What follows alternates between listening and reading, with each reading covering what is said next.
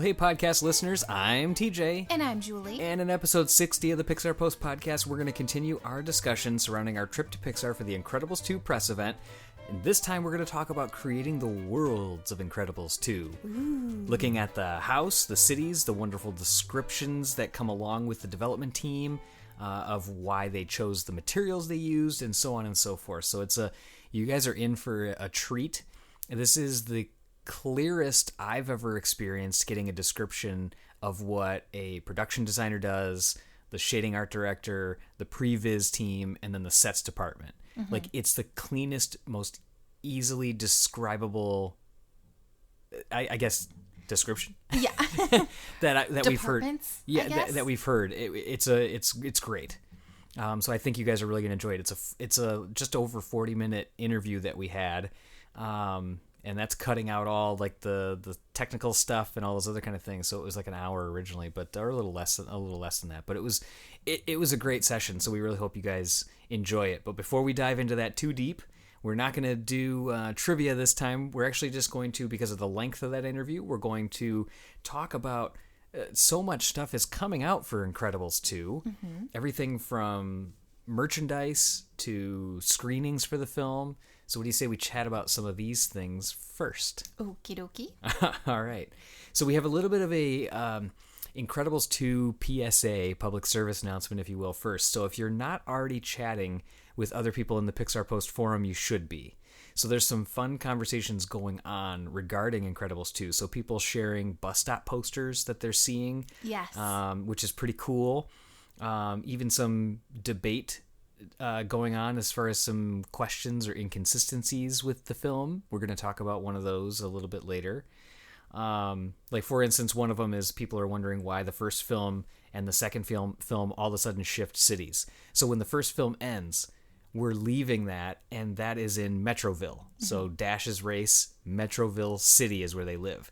When the new film starts, it's literally like, boom, Underminer pops up from underground. In the background, you see it's no longer Metroville. It says that they're in Municeburg.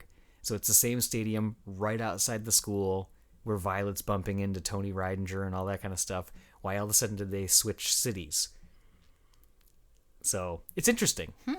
So anyway, some of these discussions are what's going on out there. People are sharing, some of the teasers and TV spots and all those kind of things. So just it's a fun community, and we definitely want to continue to support it and get people to jump over there, just because the conversations are good, the information that's shared is good, and it's a lot of fun. So if you haven't checked it out, just go to pixarpost.com and click on the forum button, or go to forum.pixarpost.com. You can feel free to check that out wherever it's convenient for you. But let's now also talk about the soundtrack. Yes. So we're pretty excited about favorite. this. Yeah. What were you going to say? Well, I was just saying we love the soundtracks of Pixar films. Oh, absolutely. I mean, generally there's just like a handful of, composers.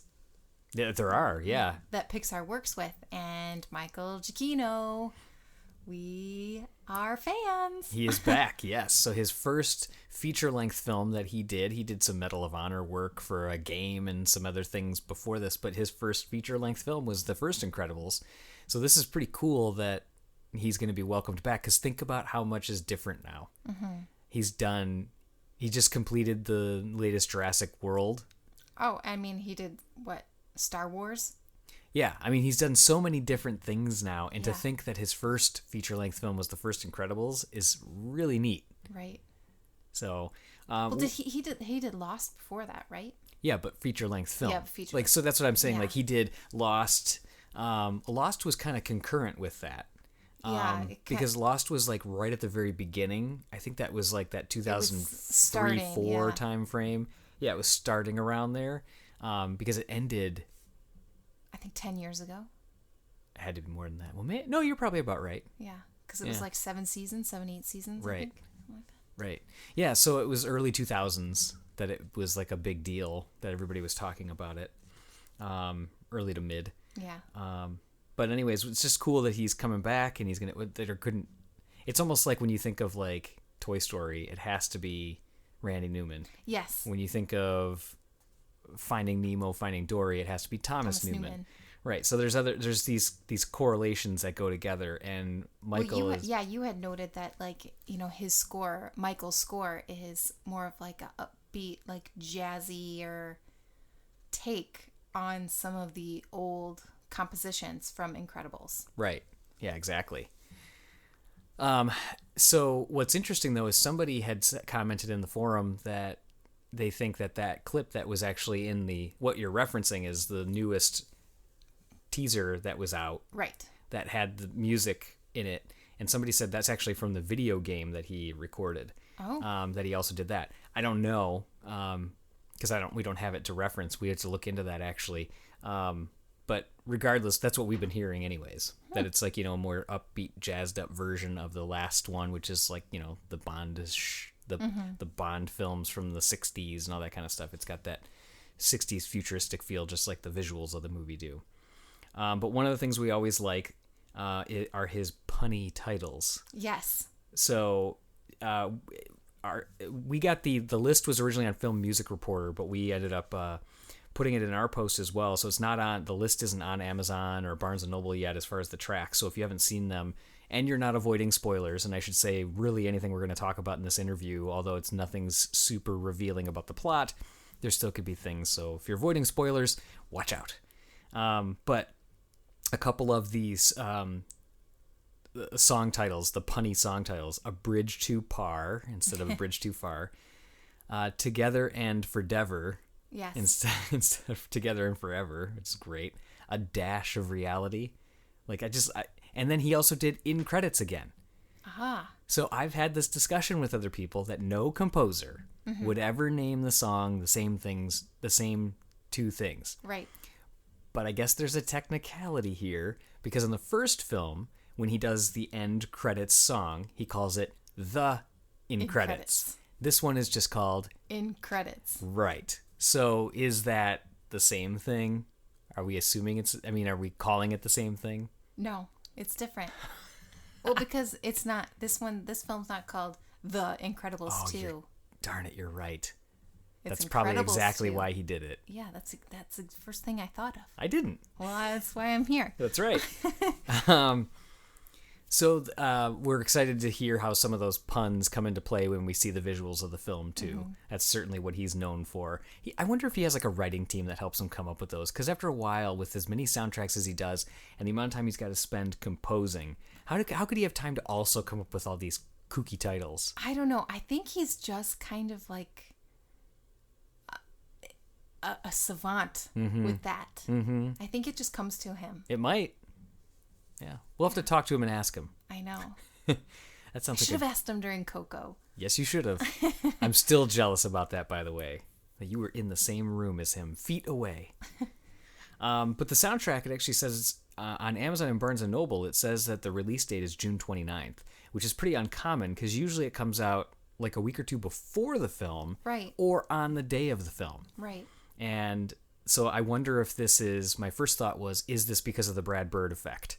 Like nothing gets out before I want it to be out. Yeah, and speaking of that, are you surprised at all that we haven't had like a second major trailer? With basically a week and a half to go. Like 2 weeks. 2 weeks to go. Yeah, 2 weeks to go. I'm thinking a week and a half because we're going to like the double feature. Yeah. And then we'll have an earlier one than that too. But yeah, it is surprising. There's just been the one. There's been a couple teasers. Does that mean there's going to be one tomorrow, 2 weeks before? I don't know. Which would be Friday. Well, today's technically 2 weeks. Friday, June 1st. Oh, because of it's Thursday. If they're going to do a 7 p.m. showing. Mm-hmm. Yeah. But they still call the release date effectively the 15th. Friday, yes. So I'm wondering if tomorrow, on Friday, June 1st, it will be another teaser. Maybe.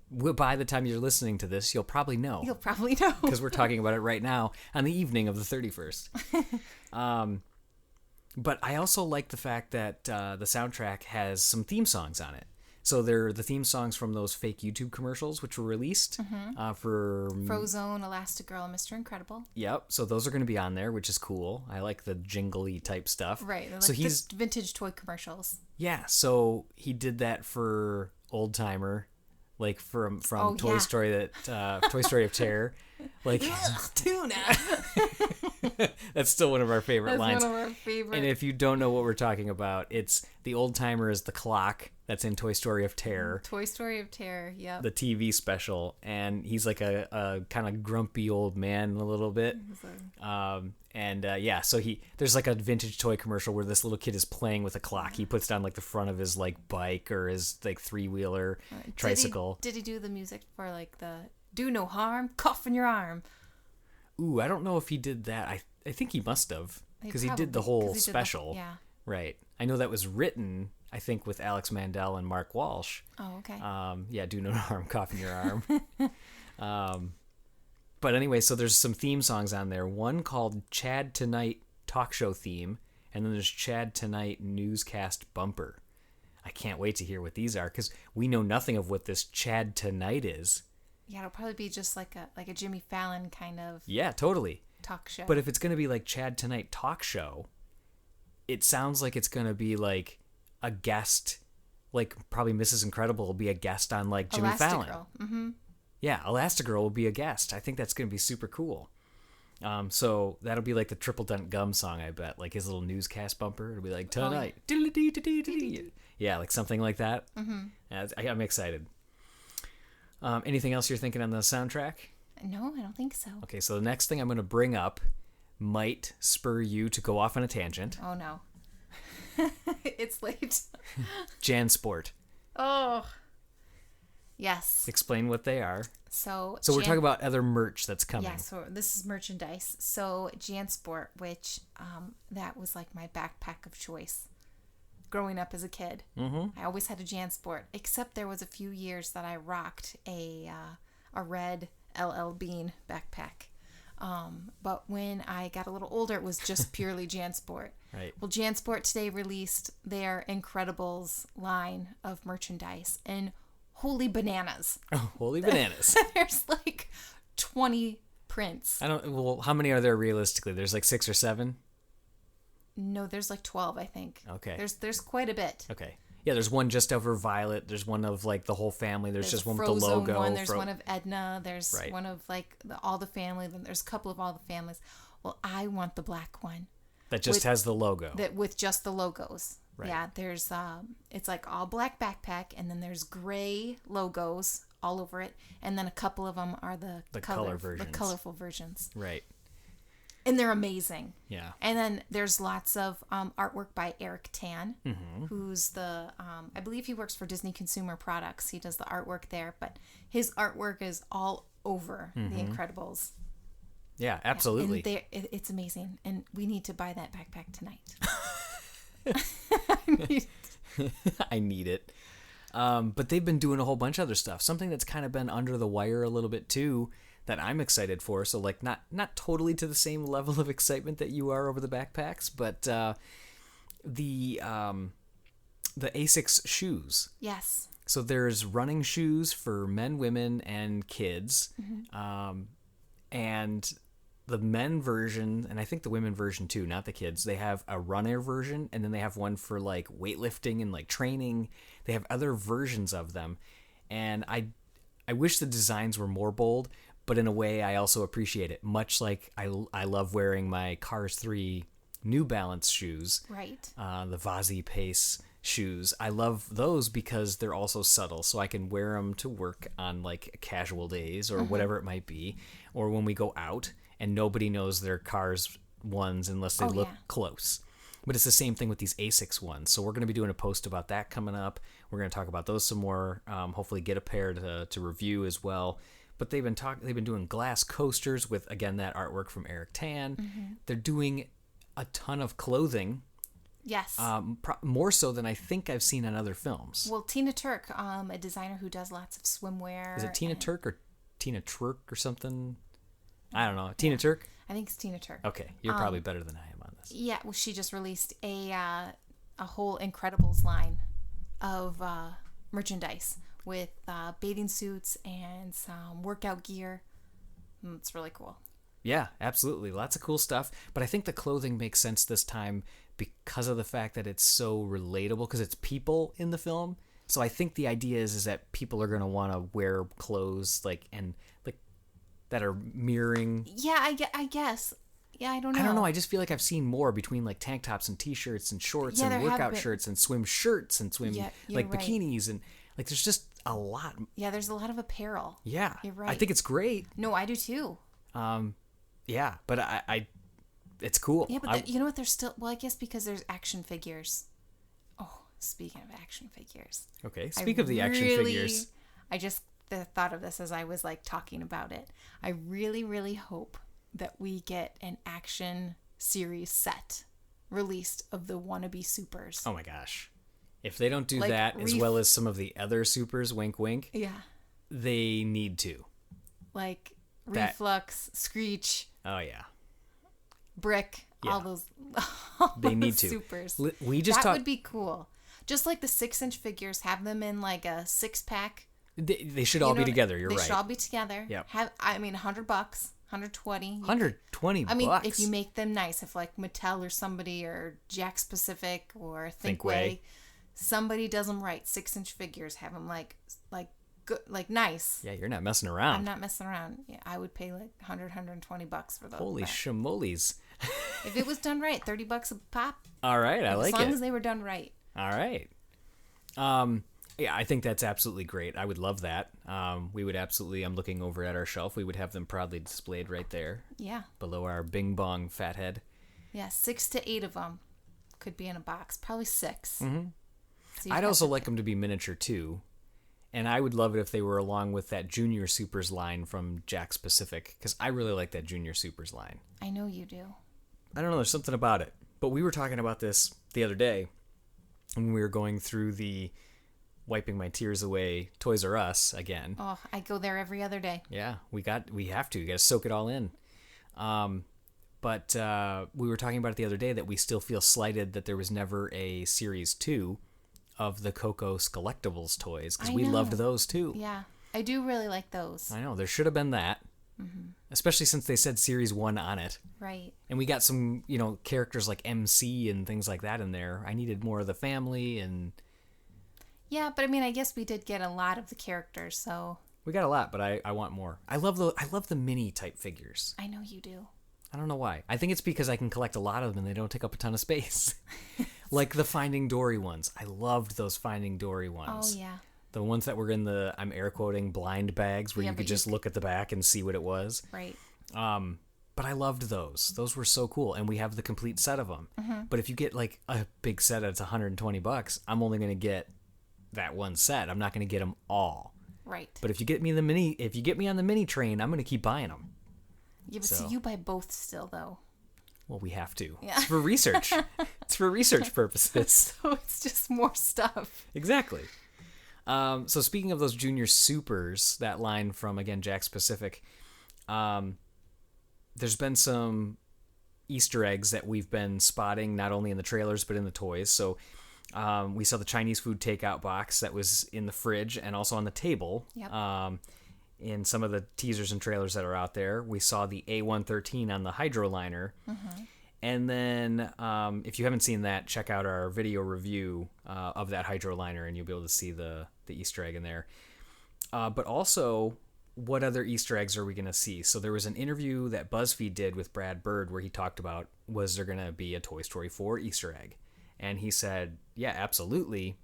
But you're not going to know what it is. You're not going to know. Because it's going to be one of those ones that it's going to clearly be a character that we don't know yet. Kind of like Hank in The Good Dinosaur. Hank in The Good Dinosaur. You never would have, first off, if you would have seen him. Right. Yeah.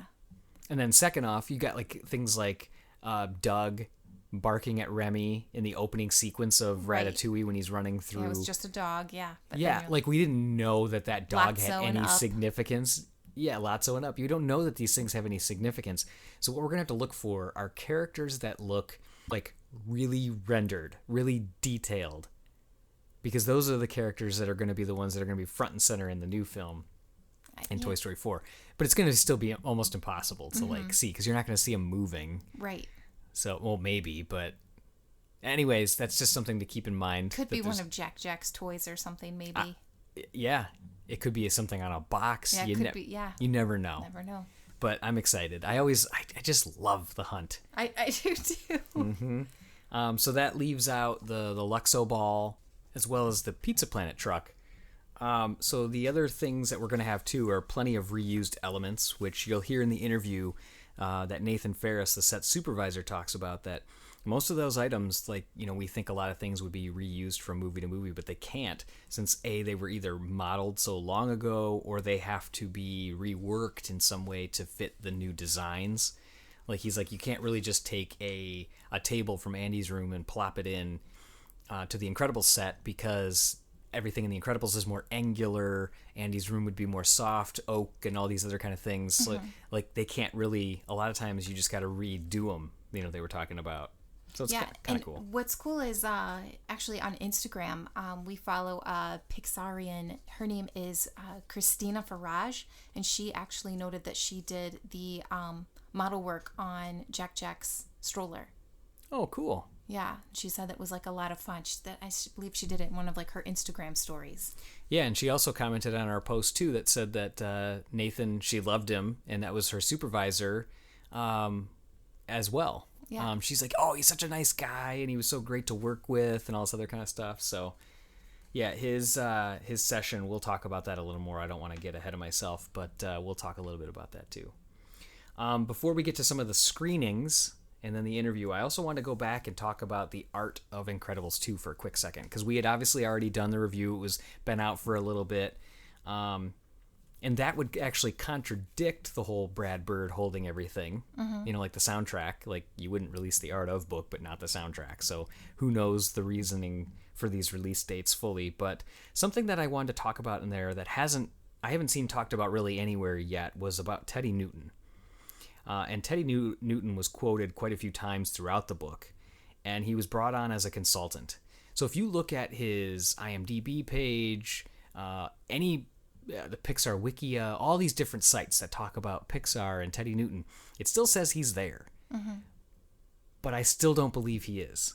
Not only do we see him at Paramount with other people, sure, he could have been touring it because it's a new animation facility, but he did like voices for some other hand-drawn cartoon recently called the Apollo Gauntlet and all these other things.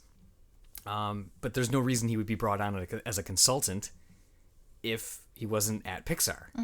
So I still think, as much as everybody's still saying he's at Pixar, I don't think he's there. So the one thing I thought was neat is that Brad Bird had talked about that the raccoon fight that happens, or the raccoon scene with Jack, that is actually an idea that Teddy Newton had from the first movie. So that would also be a reason that you would bring him back as a consultant. Right. And Brad Bird worked with him on Iron Giant and brought him to Pixar and the whole kind of, that whole... So they have a history. They have a history. So I think it would make sense that he would want to bring him back as well.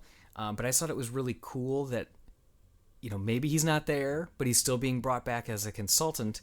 And I just think it's good that, he had... Because his name was all over that first movie as far as the design, the feel...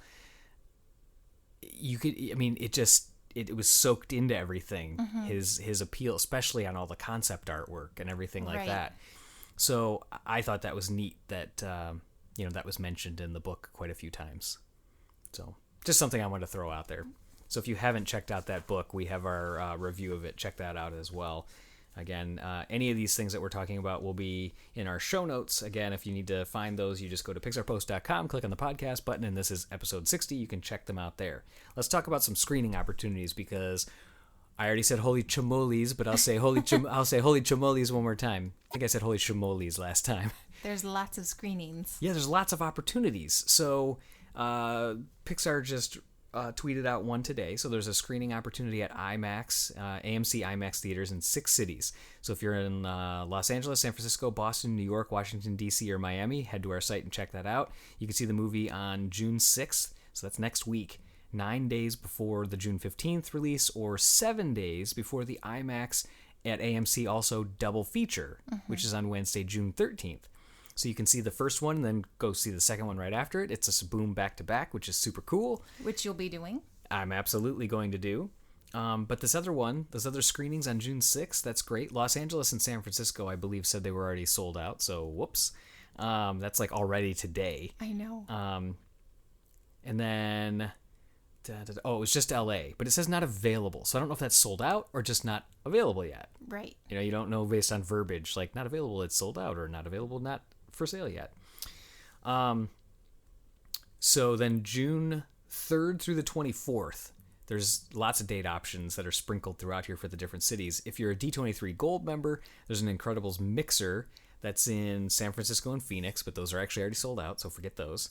Bloomington, Minnesota at the Mall of America, Atlanta, Georgia, or Altamonte Springs, Florida.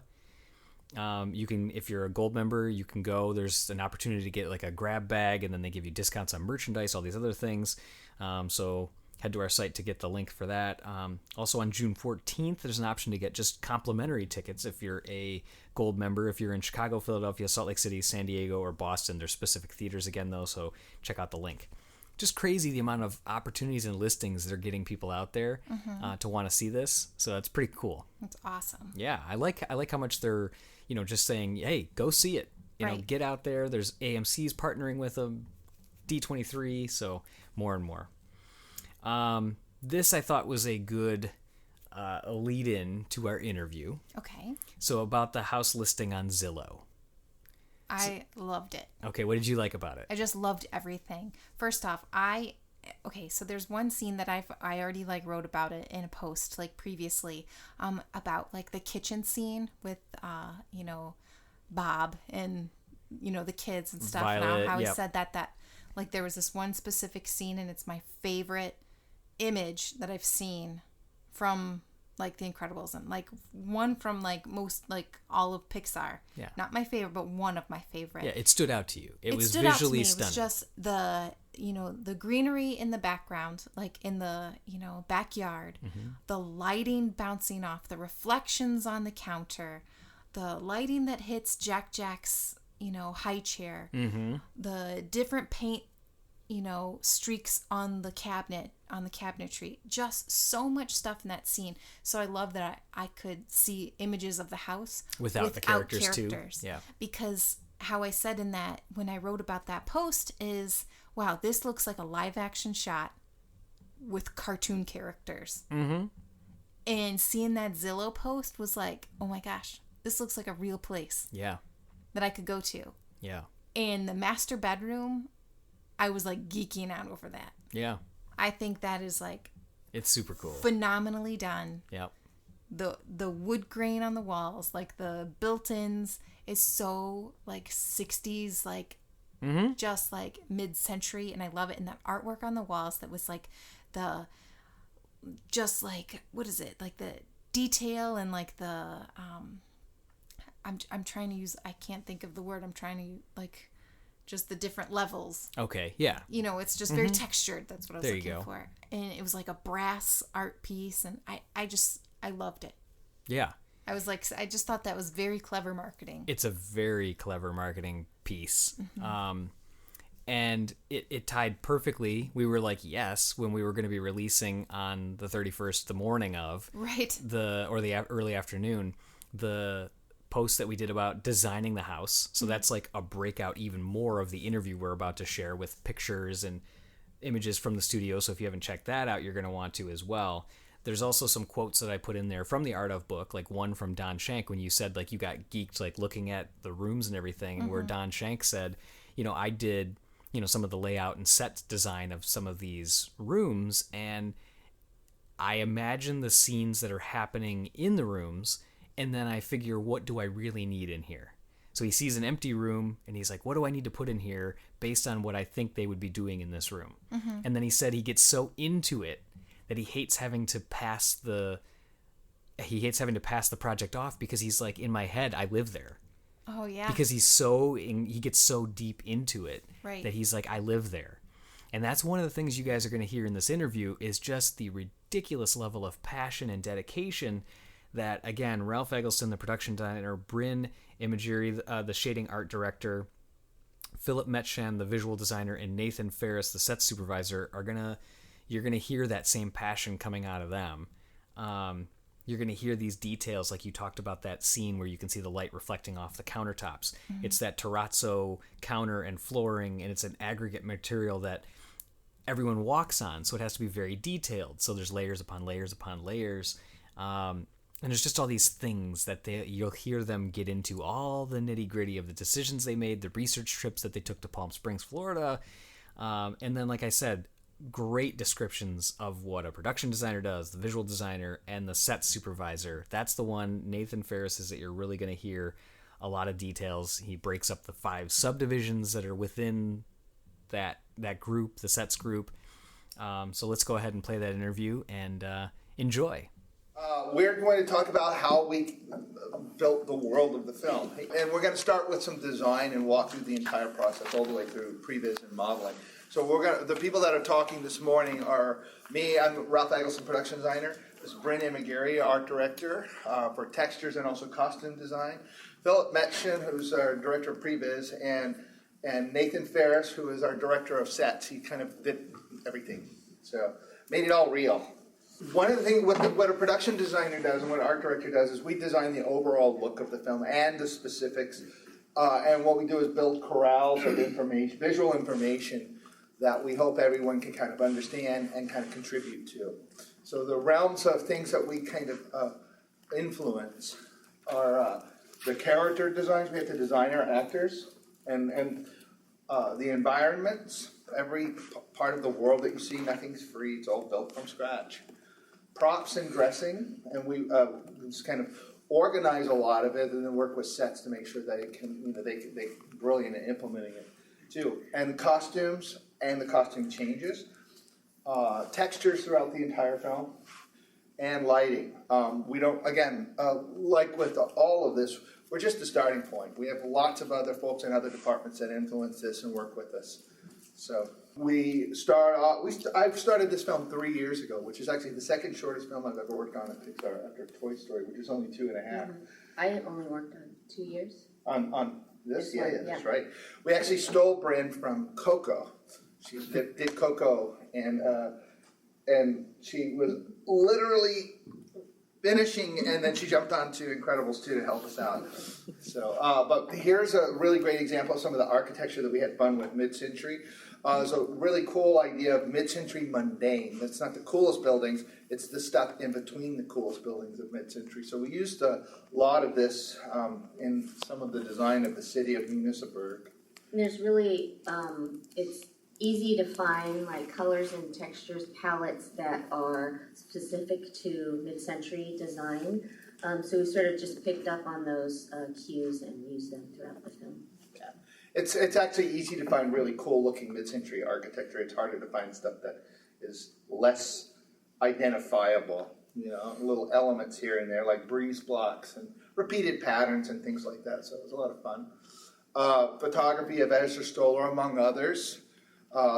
Different artists and different photographers and different designers influence us every step of the way. So the one thing I particularly appreciated about Ezra Stoller's photography was the world of The Incredibles is not about small, it's not about detail, it's about big in the medium, and the small details are really kind of the characters, and then the textures where we need them most to tell the story and advance the story.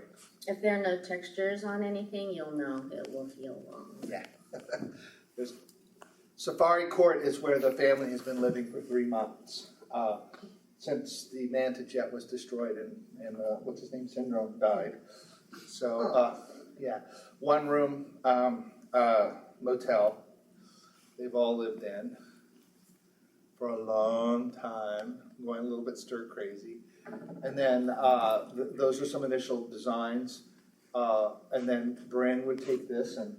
Mm-hmm. And so we have to figure out sort of like what are the iconic textures of this time period. So there's a lot of grass cloth, a lot of mixture of material, like a lot of, in the Saarinen furniture, very sleek, very simple shapes.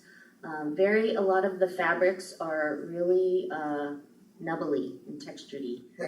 So it was cool, to try to bring that into the film. It's a subtle thing, but it's a good way of bringing in a sense of style. And again, lots of photo reference. This was just to show, we have to think about global, like what is the mosaic on the side of the motel that we never see. And then up to the like egg rolls, on the Chinese food on the table. Yeah. Then we actually, in the film you saw, in the clips you saw yesterday, you see the new Par home is 20,000 square feet home. That's the second home we built for the film. We actually finished an entirely different house.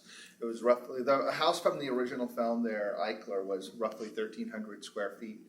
The house we built first for this film was 2,300 square feet. So it's a nice, large suburban home, but it wasn't quite enough. We're going to walk through some of the initial designs that we came up with.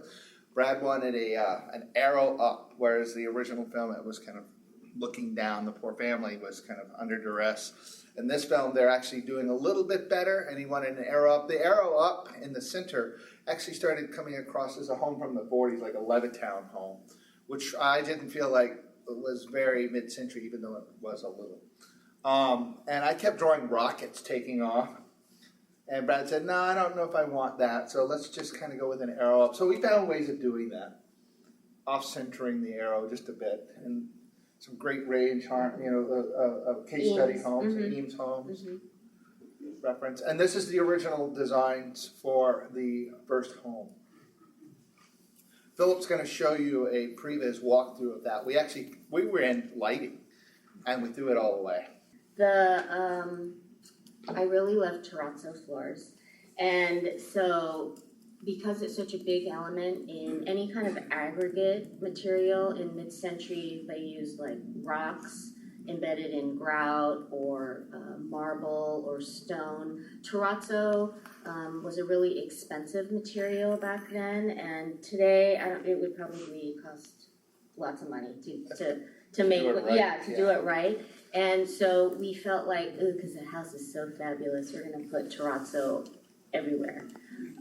So that was kind of our inspiration. And this is just to show, we brought a lot of plants indoors. It's sort of that Eastern idea of bringing the outside inside. We're inspired by Frank Lloyd Wright. A lot of, glass that has etching on it so that when the light shines through, it's patterns. Details like that we have to think about. Terrazzo, even in the computer, is expensive, as you'll see. Nathan gets up here. Actually, someone said yesterday you didn't say why you changed the house. I'm going to say why we changed the house. We had actually pitched the idea of a larger house earlier, and the story necessitated that they live in a more comfortable home. And what happened was, at a certain point, as Brad was writing, he needed to consolidate a number of sequences into one. And the only way he could do it was he wasn't sure how he was going to do it. He knew he had to do it. But then I pitched the idea of the larger house again, and something clicked. And he goes, yeah, I want to do it. And I'm like, wait, we just finished the other house. We're so ahead of the game. And it was worth it. It was worth it. It was worth it. But we had not very much. So we had about 8 months to do the first house. And so this is some of the first house designs. And then we scratched that. And the new Par home. And this is the initial concept. That's actually the first drawing I did, the rocket up on the upper left. And the idea was it's like a rocket, and the trees were kind of like the rocket blast smoke. And it's a great reference of houses on hills. And we, of course, went to Palm Springs and other places, but Palm Springs is a big inspiration because it's all just in one place, Lots of great reference. Mm-hmm. We're looking at patterns by Alexander Gerard, a lot of Knoll furniture, Mies van der Rohe, a lot of natural materials like onyx. They used to do, at that time, there was a lot of contrast in textures, so, lush carpets, glossy marble, really dark, interesting woods, teak, rosewood, a lot of woods that they used back then we can't use anymore because it's starting to run out. That's why vintage, like Eames furniture made out of rosewood are super expensive because you can't make it out of that anymore. So, plants set dressing plants in interesting ways. So we had, when we pulled the trigger to change the design of the house, which we had already had 8 months working on, we had two and a half weeks actually to redesign everything for the house you saw in the film. We had everyone on our team kind of do, I kind of said the first week everybody did whatever they wanted. And the second week I broke it into parts, exterior, interior, living room, bedroom. Bryn was building little models. Everybody was just jamming, photo collage, whatever we could do to get something in front of the director to have him say, yes, do you want to do this or not? And if you want to do it, you better say yes now because we have no time left. So these are some terrific drawings by Kyle McNaughton, and this one's by Tony Kristoff and Don Shank. Kyle again. Philip Metschan took a lot of these and started roughing them out in previs, simple models in the computer. Bryn was doing really fast paintings to show some ideas of textures. And then approaching the house, we wanted it on a precipice of a hill. Kind of like James Mason's house in North by Northwest a bit. And then zeroing in, these are the key areas of the house somehow. There it is, sorry, wait, back up. There we go. This is the, entryway. You can see the terrazzo floors with the inlays. I don't even know if you ever see it. You do. There's a couple of shots. We were looking at Harry Bertoia, sculptures, and using a lot of, the natural materials in lampshades like raffia, and just being inspired by abstract design in materials. And we have the grand room, which is the main room of the house. This is the room that the family first sees, and of course it's a wild room, but it makes them very uncomfortable, of course, We were inspired a lot by Sunnylands in Palm Springs, where you have large rooms, but then it had a number of human-scaled rooms, which made people feel more comfortable. I felt like this room was for color. It was like a palette of a canvas, and then the furniture was all sort of abstract shapes, and it was kind of mimicking those paintings we were seeing, but on like a large scale. We were looking at a lot of,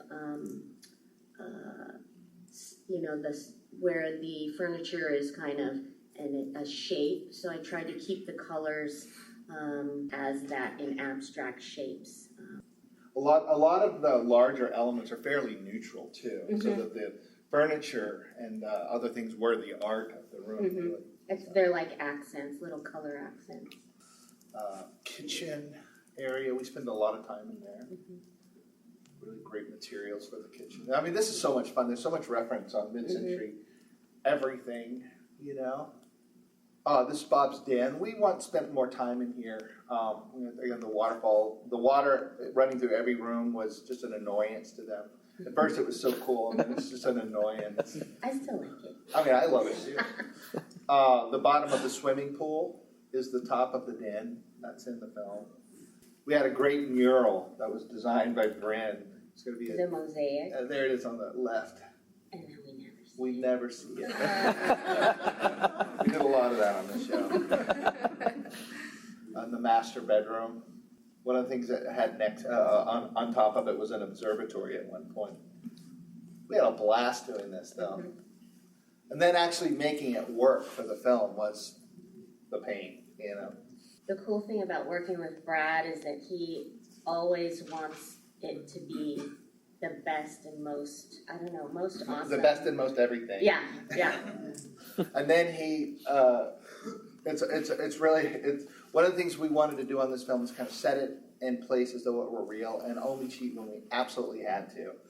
And that was very frustrating for him because in animation you can do anything, but there's still a cost to that as well. And we had not a lot of time to get this film up and running, so we kind of held his feet to the fire on that. I kept saying it was no cheating. Again, it doesn't mean we didn't cheat, we did, but we tried to keep it to a minimum. And we thought through we don't have to build everything. We built a lot on this film, Nathan will tell you that. But we have to understand it all. That was really the key thing. This is the exterior of the house. And Nathan will show you a lot of the elements, like the table and chairs back there. And even in the kitchen, were lifted from the first house that we built, and we had to very carefully rearrange it. We were inspired by Wally Lamb, no. And Lawrence Walter Halprin. Lamb. Yeah, lots of architects. This is a house in an area of LA. It's amazing. But you can tell that they always were using very bold geometric shapes. So we tried to use that again in this film. And Phil was going to show you some more previous, but this is the actual house and all of the sets within it. And then, of course, one of the other fun things we got to do is graphics. Our graphics art director was Josh Hawksclaw, and another gentleman, Paul Conrad, helped us out quite a bit too. It really helped set the tone for a lot of the scenes, and of course, DevTech, you know. And this is actually a design for Edna Mode's bags, you know, her actual business on the side. This design was done by Tony Fucilli. And then nothing is for free, like we were saying. We had to build everything and texture everything and work with lots of folks. And then one of the things, you know, we kind of do is initial lighting studies to make sure that, hey, this is where we're going. So hopefully, if we're able to do these soon enough, everyone can kind of start seeing what's most important to work on, and in some cases, what's not as important to work on in terms of detail. Very inspired by Richard Mattis's cinematography for Douglas Sirk. And next up is Philip Metschan. Hello, everyone. So my name's Philip Metschan. I was the previs lead on the film, and some people do know what previs is, but others don't. So I'm just going to give kind of a quick introduction to what it is we do. When I started on the film, I kind of explained it to the producers of what we were going to be doing with this, is building really simple models that we were okay with losing and doing a lot of iteration on. But basically, previs is just a fancy name for prototyping something quickly in the computer. Primary reason we do this is because collaboration is key to our process, and it's important that everybody is on the same page about what we're looking at. And so as soon as we can get Ralph's designs and the team's designs into 3D, it's in the same language that everybody in the production looks at to get to the final film. I kind of look at it this way: this is kind of what we don't want to do, which is a bunch of departments circling around their own ideas. Instead, what we decided was this was a much better way to do it, which is what we have: story, art, and camera and layout, which also includes kind of sets, looking and responding to the same thing, which we call the world. But we do need to start somewhere. So generally in our business, we start with storyboards, but this is just a group of storyboards that are from the new house, drawn by several different story artists, and they're drawing the house in a bunch of different ways based on how they're interpreting things that Brad's put in the script. It's our job to kind of bring that all together. So we'll start with maps, kind of map out where the action goes, and try and figure out where the characters need to be at certain times and what kind of angles the storyboards are trying to show. Combine that with all the great design work and all the different ideas. Again, the idea here is to try and iterate in previs in 3D as much as possible by combining all these ideas and seeing how they all come together. So we like to think of it as working really rough and iterating on that rough, because when we get down the pipe to the fine stuff that Nathan will show you, that's not when we want to be making new houses. We want to make a new house and then another one. So traditionally, this is kind of the fidelity that a previs model will have. You can see that it does have a lot of what Ralph has put in there. It has some of what the storyboards are showing, and we've carefully kind of worked out all the places that the action happens in, but this is still a very flexible asset from a design perspective.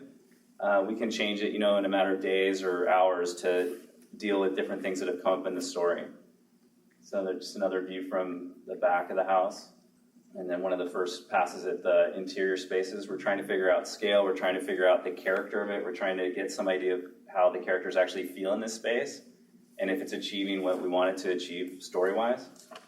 We can also use these models to produce maps that go up all over the production so everybody knows if someone's running from one place to the other and we're trying to pick up action at the pool or in the den. So now that we have something that we can all look at and is the same, we can all start to collaborate a little stronger because we're talking about the same thing. So Story will then take screenshots of the work that I do and introduce it back into their boards. So now when we're doing story reviews, Brad's essentially seen the shots that he wants in the film, but he's seen it on the set that we are starting to put together and solidify. And we can still make changes at this point, and then Story can respond in their boards with it. We also take the previs, and it helps produce model packets and lighting studies. The whole concept here is that the confidence in the final design is able to be tested before we send it on to more expensive processes. We also get to produce these real estate kind of type videos where Brad can actually see the spaces and imagine, how he's going to be shooting in here. The one thing I want to mention about this is this idea of the new and the new house. Since that change occurred after we had already done so much work on this one of the nice things about Previs was that we were able to we had actually shot some scenes and sequences in this house with camera angles and characters and them having dinner together. And what we were able to do is actually lift completely a lot of that camera work and that layout and composition work and put it into the new house and arrange the new house spaces so that all that work wouldn't have to be completely redone. Pillow Talk was a sequence that we did, very complex camera setups. And Nathan had mentioned yesterday, it reminded me that the bed in this house and the new house and actually in the hotel are all the same, essentially the same size. So we could lift all that camera work and all that character work and into the other houses and preserve it. So we like doing this so much that we decided to do it for every set and every major prop on the film. This is just kind of a thumbnail view of all the stuff that we tested out, all the previous sets, some that made it, some that didn't, but that's what we did. Hello, everyone. My name is Nathan Farris. I'm currently still the set supervisor. They haven't fired me yet. So we just learned a bit about kind of the why and the what of the film, and so I'm going to talk a little bit about kind of the how. And so I led the sets department on the film as a team of about 50 or so people, and we're the ones that kind of take a lot of the amazing concept work, like the reference and the model packets and the previs, and we turn it into the environments and things that you see in the film. Now, what does the set department do? We make a lot of stuff. We make all the props, we make the architecture both inside and out, we make all the vehicles, we make all the vegetation. We don't make it move, but we make the vegetation, and we do skies and set extensions as well. Essentially, the sets department is a collection of 5 kind of sub-departments. We have modeling, set dressing, shading, set extensions, skies is one group together, and then sets tech. And I'm going to talk a little bit about what each one of these actually means. So modeling, they're the sort of the sculptors, the upholsterers, the car mechanics, the folks that make all the stuff, all the 3-dimensional shapes that you see in the film. And in a lot of cases, the computer's really good at making straight lines. It's super simple, 2 points, straight line right through it. And so we end up having to spend a lot of time trying to make the world feel a little more natural and a little more real by pulling those points around, basically disrupting all the straight lines that you see. In the world of The Incredibles, this is a very subtle thing because mid-century design is very all about straight lines, big, broad shapes. It's not about wiggly things and a lot of crunchy detail like something like Coco is. So this is something that is we have to be very careful about as we go. That process you just saw has to be done in everything. Every single thing, every chair, every stool, every other chair, every lamps, candelabras, toasters, trees, pots and pans, bikes, radio towers, all of these things have to be made by what was essentially a team of about 10 people or so on this film. And each one is made by hand. We do get a little bit of reuse film to film. Sometimes we can pull props from past films and save ourselves a little time there, but for the most part, each film has its own unique look, and we have to make things that are unique to that film, especially in this one where the design is so big a part of the film. All of these things, they all take a long time to make, but they're all disconnected. They're just a bunch of stuff. It's essentially a warehouse full of random things. You go, look at a shelf and you have stuff that doesn't make any sense. You've got big empty, spaces with nothing in them, empty apartments, empty houses, that sort of thing. And that's where the set dressing folks come in. And there's actually a good deal of overlap in the people that do these two jobs. We have a lot of what we call model dressers, where they can both model a set and put it together. But set dressing, what they really do is they arrange all the stuff. They take all of those random props that are essentially disconnected and all of those empty spaces and are able to turn those into a full restaurant with food on the table and menus and that sort of thing. And then when someone decides that we don't want paper placemats in our restaurant because that means we'd have to soak them with water at some point, then they're also the ones that have to get rid of all those things again. They fill up all the spaces with the furniture, and they also fill it up with the essential story point objects as well, when there's things that need to tell a little bit of a mood of a scene, such as a sink full of dirty dishes or breakfast set for the kids in the morning. They have to do all that stuff.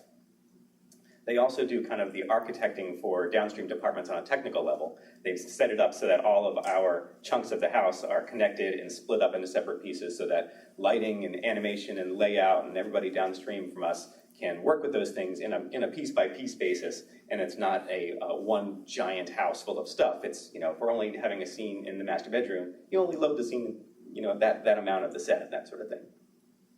Then come the shading folks, and they're the ones that kind of take all of those things that we just put in there and have already modeled and give it a lot of the color and texture and reflections and the qualities of how each object reacts to light. They take our marble and make it shiny, and the enameled, cabinets there and make them kind of a little bit semi-gloss, and the terrazzo floor, each little piece has a different amount of reflectivity. There, the cloth shading can be really coarse like burlap or very fine like silk, or velvety like the seats that you're all on right now. Like that stuff is all aspects of the shading that we can control. On the elastocycle, we have a wide variety of materials all stuffed into one prop here. And we've got the rubber on the the tire has little speckles of stuff stuck in it as though it was rolling on a real road.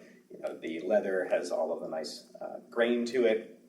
If you look at the highlight on the fender, it's got the orange peel from the kind of CG spray gun that it was painted with, and the laser pointer. The upper fork here has got the little turn marks as though it was hand-built on a lathe. All of these things, we have to pay attention to every last detail because, especially on an object like this, we see it from every angle. We see it up close, we see it from far away, and we want it to feel natural and real and not pull anyone out of the story. We want it to be like a real, awesome motorcycle.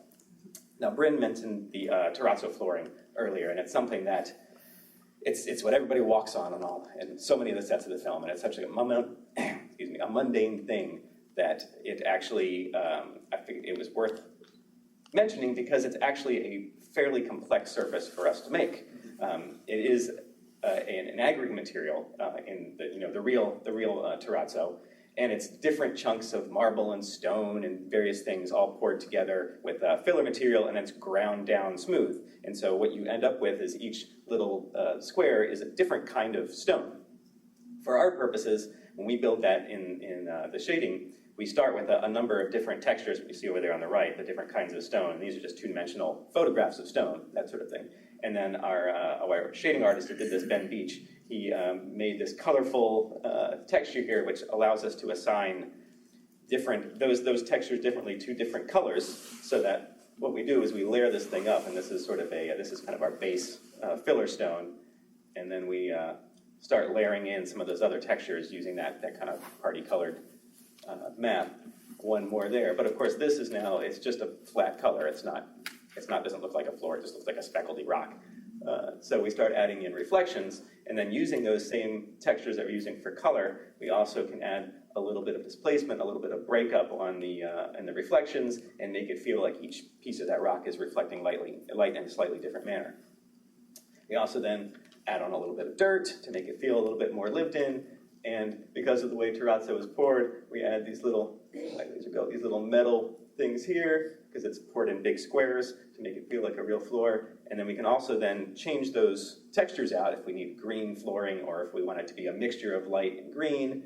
And that is how we end up with something like what we've got Jack sitting on right here.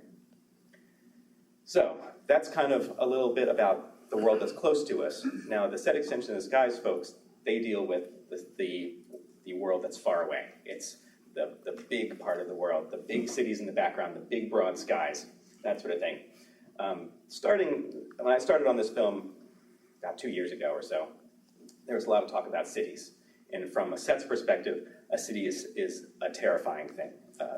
As anyone who has been and walked through a city, if you've ever seen a city, there's a lot of stuff in a city. There's thousands of buildings, there's millions of people, and each person has an effect on that space, and there's so much complexity in a city that it is an overwhelming thing to consider in our world, because we have to build all that stuff. It's just so much stuff has to be built and arranged and aged and weathered, and it has to be treated in a way that makes it feel normal, because so many people, there's so many things that, from a filmmaking perspective, you just inherently know if it's wrong. And a city is one of those things, because we see it all the time, and you just know if it's not right. And so we don't want that to happen in the middle of a movie, because we're trying to watch a fun movie and be absorbed in the story. So we took it upon ourselves in Incredibles 2 to not be afraid of the cities. And so in an area like this, where you just see the city from far away, you can usually just do a matte painting. You just paint the city out there, looks great, you don't have to worry about it. Except in our film, we see the same city of Munisipburg here in so many different ways. We see it from above, we see it from down in the city, we see it all over the place. And so we decided it would be worth taking the time to build a real three-dimensional city that we could put in all over the place. So we've got suburbs, we've got manufacturing districts, we've got our downtown area, and we've got kind of an old town across the river there. And then when you turn around, you can see where the powerhouse is located on that kind of brown hillside over there.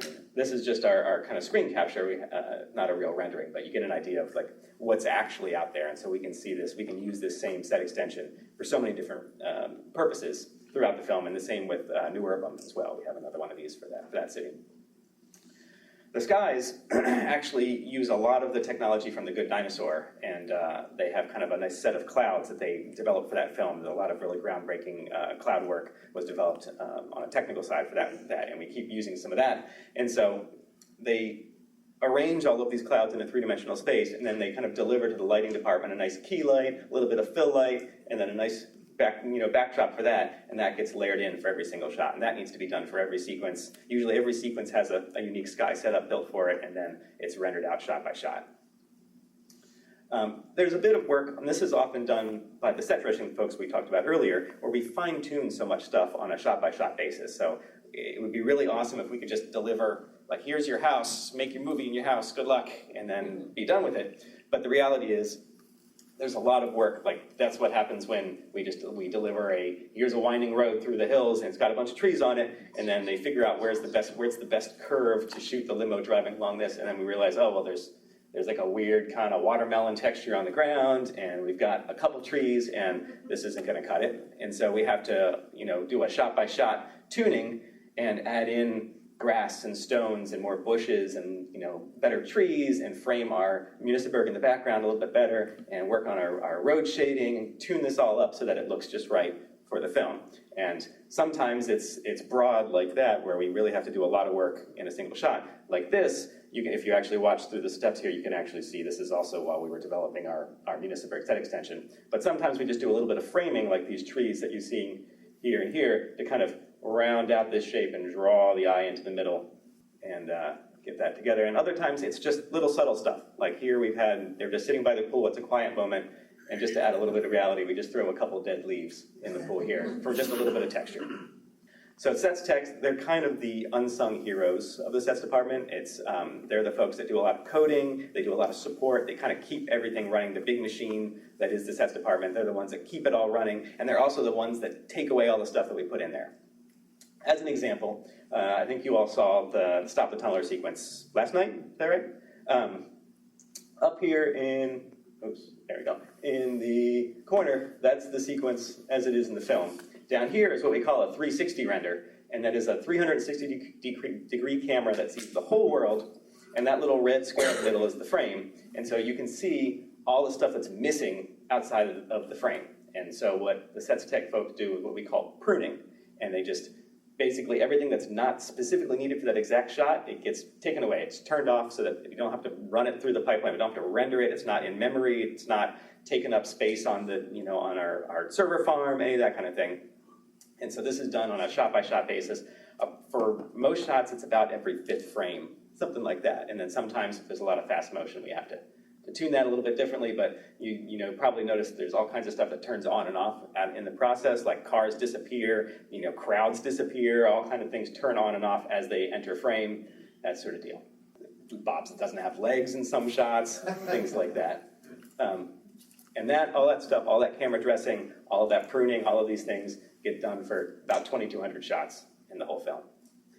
And that is Creating the World's Incredibles 2. I think we're a couple minutes over. Anybody back there, do we have time for questions? Yeah, okay, a couple questions. Yeah, nobody says no, so how about a question? Okay. Yeah. How long did it take to build the 3D version of the city, Municipal? That is a difficult question to answer because what that is actually using is it's using our real buildings, and we spent, I would say, probably a good solid 6 months or so of just 1 or 2 people working on the kind of technical underpinnings of that. I mean, it's a big procedural system that if we want it to, it'll put stop signs at every corner, parking meters, it can put parked cars in there, it can really build out a lot of stuff for that case that we just showed in here. Obviously there was no cars, no parking meters because it was so far away we didn't need that in that particular shot. But we did build out this system that can do that thing, those sorts of things if we needed. But what it does is it pulls the models from our model catalog that we're using everywhere else. So as that was being developed, we also have the modeling folks making all those buildings and all the parking meters and the cars and all that sort of stuff. So, combined effort, calendar time probably 6 months to a year worth of actual work in there, but that work is also amortized across the entire show because we use that stuff everywhere. Go ahead. Is there any thought or ambition to use the 360 tool to develop a way to kind of experience the movie in VR, so that way you can look around wherever any of the scenes in the movie are happening, be on the Underminer's drill or on the monorail while the sequences are happening and experience the entire world that you guys have created? I don't know. I don't think that, for our purposes, what you saw last night is our goal. Now, if there are other branches of Pixar doing that sort of thing, your guess is as good as mine. Go ahead. That's their budget. When you do a sequel, what's the percentage of stuff that can be carried over from the first movie? Or is it really just starting at ground zero? Virtually none. Actually, design-wise, yes. E's house, we saw a lot more of. I worked with Phil, and we actually went from the basement all the way to the rooftop and everything inside and outside the house, and then it got tossed. So what you see in the film is kind of similar to what we saw in the previous film. And then the design process, character design, that took a long time on the original film. And we had them with this, but none of the actual assets where we had to. It's been 14 years. The technology is so much better, and the artistry of the people is so much better. Yeah. There were a few things that where there is overlap, like the stadium for Dasher's track meet and the parking lot outside and the Underminer driller. Those things we started with some of those, but they essentially need to be rebuilt because the technology is different enough, and the fundamental underpinnings of how the images are rendered has changed enough that things that worked really well then don't work at all now. So we have to rebuild a lot of that stuff. And in some cases, like the Underminer driller, in the first film, it's actually 5-sided. It's got 5 treads on it, kind of in a star pattern. And for the purposes of that film, it looks cool. It comes in, bursts out of the ground, lands, that's it. That's as much as it needs to do. Whereas our film, we go inside it, we have to drive it down the road. And what we found in initial testing, we tried some things out, like can we drive this 5-sided thing down the road? And the answer was no. It's basically, it was sort of like an overweight dachshund in that it was just dragging its belly on the ground. It doesn't function for what we needed, so we had to redesign that to make it 6-sided, redesign little ways for the treads to come out and be plausibly driving down the street, so that all that stuff that you just saw, so Bob can grab onto the tread and nose run flat on the street and that sort of thing. So even in cases where it seems like, well, it should be the same thing, but we have to kind of rethink it because its purposes are totally different from a story. We're actually all huge fans of the original film, so some of that work was, a lot of the fun part was actually figuring out like the tunneler inside and out, and Munisburg as a map, like it as a real place, because in the original film it wasn't as fleshed out, and it was I don't know if some of it was a matte painting, right? A lot of it. But we actually had to go in there and dig up some of the original artwork and build those cities based on that legacy information. So we built the city working from the original film backwards. Yeah. We looked at shots, knowing that, I knew a city didn't exist. It was just like whatever fits in this shot. And that's the kind of stuff I referred to earlier when I said no cheating. In that film, we could, and we could still do this. We can cheat every shot, but then it has to be accounted for.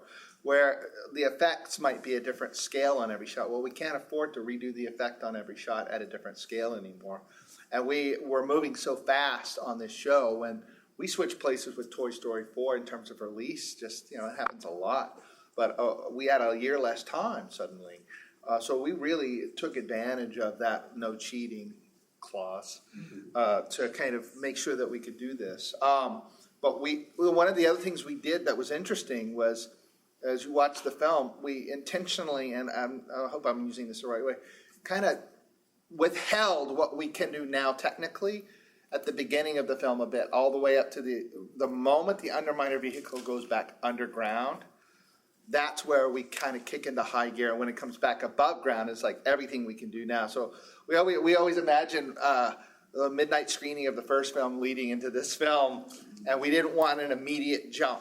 We wanted to kind of pull back and let's just hold back and make it look more like the original film, and then ease into what we can do now and find moments in the film where the audience isn't going to notice. So. I think we have run out of time, though, so thank you for starting your morning with us, and enjoy your day at Pixar. Well, thank you very much. I absolutely did enjoy my day at Pixar. You always do. And I hope you enjoyed that interview. So some of the things that stood out to me, I guess some of the things that are right at the end that were like, oh, cool, when we started asking questions in the audience. Mm-hmm. So I thought it was really awesome that what they did was intentionally hold back technology-wise and animation-wise how good they could make the film look when it first started. Right. Because, like Ralph says, like we always had this vision that a midnight screening of the first film leading into this film, and we didn't want an immediate jump of like the technology and the look. So I actually think that's very smart. It's extremely smart. So it's not so jarring. Uh-huh. And he said like we switched it to like a higher level whenever the Underminer would either come up or go down below the ground. Right. And it's just so cool to think like every time, because then there's going to be an explosion. So then your mind is like watching the explosion. It's like a magic trick. It's like sleight of hand. Right. Change it around when they're not looking. But I thought that was so cool to kind of like crossfade the technology a little bit. I do too. Yeah. And then the other portion of it that really stood out to me, and I mentioned this already, that, when I was at the event, I loved everybody's discussion because I love just getting all those detailed information, and so happy that we could share it out with everybody. Mm-hmm. But for some reason, when I was editing and listening back to Nathan's portion, that's what really stood out to me. Because I was like, wow, not only like the pacing of how he's delivering the information, but the visuals that were on the screen. And again, sorry, I can't share those. But just the clarity, the of breaking down the sub-departments. And like, I was like, wow, yeah, I get it. Connections, making connections. So, but anyways, I got excited listening to that and having him describe the sets department and the intricate details they do. Of course, that doesn't mean that my love for the lighting team or animation departments has gone away or has lessened in any way, but it's just gaining more layers of respect for the other teams. Oh, right, yeah. Yeah, I know you feel that same way as far as when you're at the events and you're like, wow, you're just picking all that stuff up. Yeah, well, I mean, hey, we've talked about it before. I love the story team, but I have a feeling I am going to want to join the theme parks division after you go to Toy Story Land. Soon. Yes. Yeah. there was other stuff that I thought was just genius, as far as like Philip Metschan saying that he and Mayar Abasaidi were in his office and trying to figure out how they could, all of a sudden when they got told that they were no longer going to be using the first house that they designed for The Incredibles, and they were going to be doing this new house, as they call it, and they had 2.5 weeks to get it done. 2.5 weeks, and the first one took what 8 months? Yeah, and they were ahead of schedule when they got that first house done. So what it was, I just like the fact that they looked at it and said, okay, it's bigger, it's different, but how can we lay everything out in the same way that we don't have to redo all the camera shots too? Right. I mean, it's just like, that's all that deep creative thinking that I just adore and get into, you know, as far as when people have to do that. So I thought that was just great to hear those too. So, like I said, every time I hear one of these, I walk away a little more dumbfounded and just amazed at how much passion and energy all these artists and teams put into these projects. And, you know, you'll hear throughout all these interviews that we're going to continue to share how they had this crunch for time, and because they swapped places with Toy Story 4 because it needed a little more development, and Incredibles 2 was further along in the story process, so they said, sure. Brad Bird's like, sure, I can do it. Yeah. So, I mean, it's just like, I love that. Like, that they come together and they have this passion that they can share with us. So, anyways, we hope you enjoyed the interview. We hope you get to see one of the early screenings of the film. And as soon as you see it, let us know what you think. Let us know your ratings, like on a 1 to 10, or if you want to expound a little more, go into the forum. Whatever it is, we want to hear about it. So, what do you think? Does that about wrap up this episode? I think so. All right. Well, be sure to follow us on all of our social media channels, Twitter, Facebook, Instagram, YouTube, Pinterest, or subscribe to our podcast on iTunes, Overcast, or wherever you listen to your podcasts. Lastly, if you like today's show, let us know. Rate us on iTunes, leave a comment on our site, or send us an email, info@pixarpost.com. That's where you can also send us your reviews of the film.